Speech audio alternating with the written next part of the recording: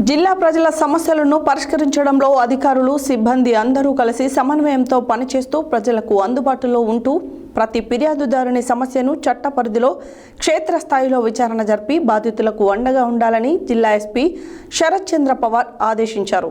గురువారం నల్గొండ జిల్లా పోలీస్ కార్యాలయంలో పోలీస్ అధికారులతో నిర్వహించిన సమావేశంలో జిల్లా ఎస్పీ శరత్ చంద్ర పవార్ మాట్లాడారు.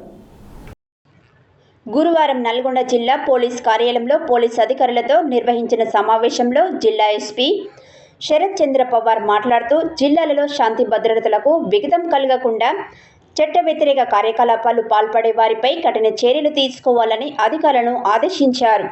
ప్రతి పోలీస్ స్టేషన్ పరిధిలో పారదర్శకంగా విధులు నిర్వర్తిస్తూ ప్రజలకు అందుబాటులో ఉంటూ ఫిర్యాదుదారులతో మర్యాదపూర్వకంగా వ్యవహరిస్తూ సమర్థవంతమైన సేవలు అందజేస్తూ సత్వర న్యాయం జరిగేలా కృషి చేయాలని అన్నారు.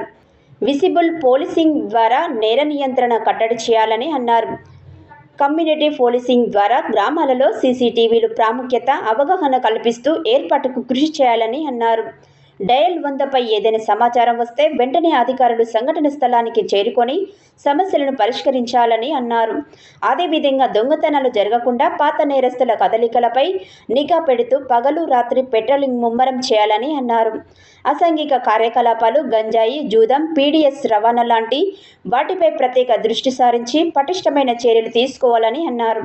ఈ సమావేశంలో additional SP Ramulu Naik, SP DSP Ramesh, Nalgonda DSP Shivaram Reddy, Miryalaguda DSP Rajasekhar Raju, cyber crime DSP Lakshminarayana, సిఐలు, ఎస్ఐలు పాల్గొన్నారు.